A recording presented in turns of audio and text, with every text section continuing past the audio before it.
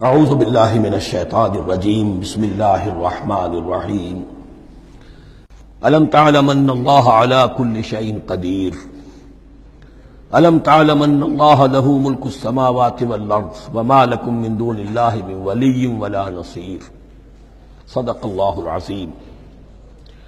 ان آیات مبارکہ کا ترجمہ اگرچہ ہم کر چکے ہیں، لیکن اس کا جو اصل مفہوم ہے اور اس کا پس منظر ہے اس کو سمجھنا ضروری ہے۔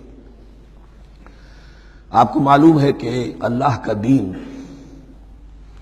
آدم سے لے کر این دم تک ایک ہی ہے۔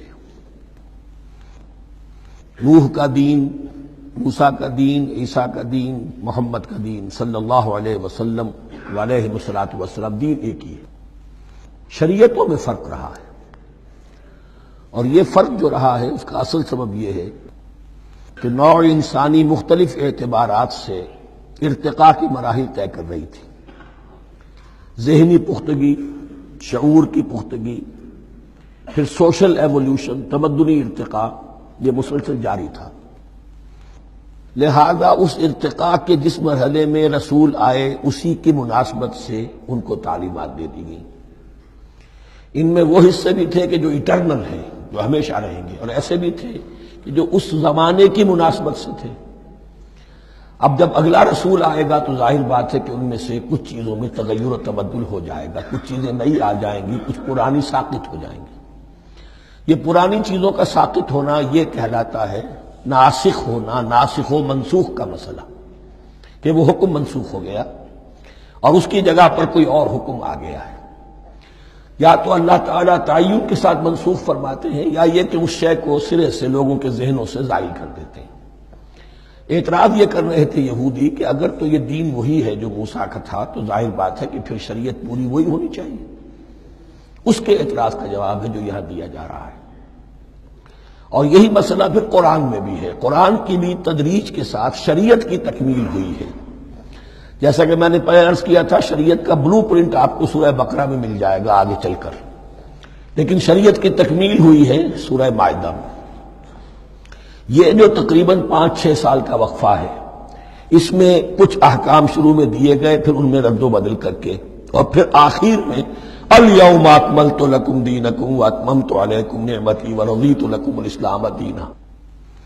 یہ ناسخ و منسوخ کا مسئلہ صرف سابقہ شریعتوں اور شریعت محمدی میں نہیں ہے صلی اللہ علیہ وسلم، بلکہ خود شریعت محمدی میں بھی زمانی اعتبار سے ارتقاء ہوا ہے۔ کہ پہلے شراب کے بارے میں حکم دیا گیا کہ اس کی مضرت زیادہ ہے، گناہ کا پہلو زیادہ ہے، کچھ فائدے بھی ہیں، بس۔ اس کے بعد آیا اگر شراب کے نشے میں ہو تو نماز مت پڑھو، نماز کے قریب مت جاؤ۔ پورے معاہدہ میں آخری حکم آ گیا، حل انتم منتہون، اب باز آتے ہو کہ نہیں آتے، حرام کر دیا گیا۔ تو یہ تدریجاً ہوا ہے۔ تو ناسخ و منسوخ قرآن میں بھی ہے، اور ناسخ و منسوخ قرآن اور تورات کے مابین بھی ہے۔ تو ہم نہیں منسوخ کرتے کوئی آیت یا بھلوا دیتے ہیں اس کو، نأتی بخیر منہا، ہم اس سے بھی بہتر لے آتے ہیں، او مثلہا، یا اس جیسی ہی۔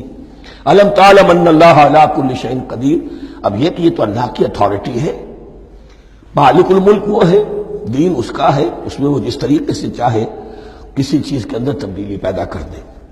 الم تعلم ان اللہ لہ ملک السماوات والارض ما لکم من دون اللہ من ولی ولا نصیر ام تریدون ان تسألوا رسولکم کما سئل موسیٰ من قبل، کیا تم یہ چاہتے ہو کہ سوال کرو یا مطالبہ کرو اپنے رسول سے بھی اسی طرح کے جس طرح کی باتیں کی گئی تھی موسیٰ سے پہلے؟ مثلا ہم دیکھ چکے ہیں کہ ان سے کہا گیا کہ ہم نہیں مانیں گے جب تک کہ اللہ کو دیکھ نہ لے عیاناً، یا اسی طرح کے اور مطالبے جو حضرت موسیٰ علیہ السلام سے کیے جاتے تھے۔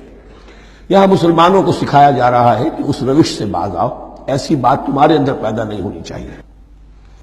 وَمَن يَتَبَدَّلِ الْكُفْرَ بِالْإِيمَانِ فَقَدْ ضَلَّ سَوَاءَ السَّبِيلِ، ظاہر بات ہے ایسی حرکتیں بھی اب مسلمانوں میں سے بھی جو منافقین ان میں شامل تھے وہی کر رہے ہوں گے۔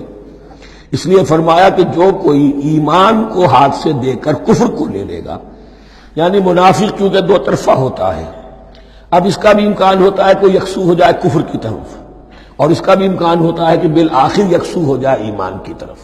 مذبذبین بین ذالک کی کیفیت میں جو مبتلا ہے، اس کے دو یہ امکانات ہیں۔ تو جو کفر کی طرف جا کر مستقل طور پر راغب ہو گیا اس کا ذکر ہے، ومن يتبدل الكفر بالایمان فقد ضل سواء السبیل، تو وہ تو سیدھی راہ سے بھٹک گیا۔ ود کثیر من اہل الکتاب لو یردونکم من بعد ایمانکم کفارا، اہل کتاب میں سے بہت سے لوگ ہیں جو چاہتے ہیں کہ کسی طرح لوٹا کر لے جائیں تمہیں تمہارے ایمان کے بعد پھر کفار بنا دیں۔ یہ ایسے ہی ہے کہ جیسے کسی بلی کی دم کٹ جائے تو وہ یہ چاہے گی کہ ساری بلیوں کی دمیں کٹ جائیں کہ وہ کوئی علیحدہ سے نمایاں نہ رہے۔ تو وہ چاہتے تھے کہ یہ چیزیں جو ہیں ان کو واپس لے آیا جائے، اہل ایمان کو بھی کفر میں لے آیا جائے، حسدا من عند انفسہم، اور یہ ان کا طرز عمل ان کے حسد کی وجہ سے کہ کیوں یہ نعمت جو ہے ان کو دے دی گئی۔ من بعد ما تبین لہم الحق، اس کے بعد کہ ان پر حق بالکل واضح ہو چکا ہے، وہ جان چکے ہیں، پہچان چکے ہیں، کسی مغالطے میں نہیں ہے، غلط فہمی میں نہیں ہے۔ فاعفوا واصفحوا، یہ بہت اہم ہے مقام۔ تو اے مسلمانوں، تم معاف کرتے رہو اور صرف نظر سے کام لو۔ اس کا اصل مطلب کیا ہے؟ ابھی تو چونکہ مدنی دور کا آغاز ہو رہا ہے، ابھی کشمکش کے اور کشاکش کے اور مقابلے کے اور تصادم کے بڑے سخت مراحل آ رہے ہیں۔ چونکہ تمہارا سب سے پہلا جو محاذ ہے وہ تو کفار مکہ کے خلاف ہے، سب سے بڑھ کر وہی آئیں گے، تم پر حملے کریں گے، جنگیں ہوں گی۔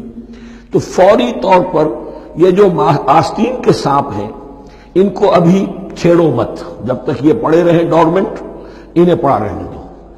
ایک وقت آئے گا، یہاں یوں سمجھیے کہ یہ حکم دیا رہا ہے فی الحال انہیں چھیڑو مت، ان کے طرز عمل کے بارے میں زیادہ توجہ نہ دو، فاعفو، معاف کرتے رہو، درگزر کرتے رہو۔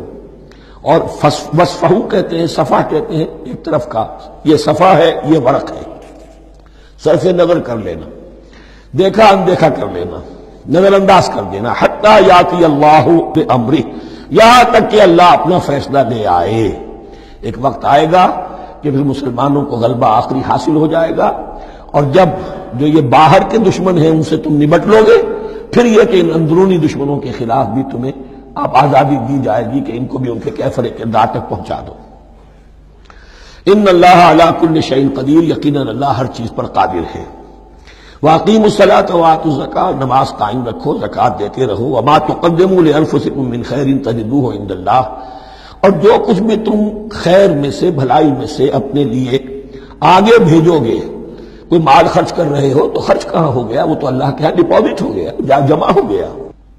وما تقدموا لانفسکم من خیر تجدوہ عند اللہ، اسے اللہ کے پاس پاؤ گے۔ ان اللہ بما تعملون بصیر، یقیناً جو کچھ تم کر رہے ہو اللہ اسے دیکھ رہا ہے۔ صدق اللہ العظیم۔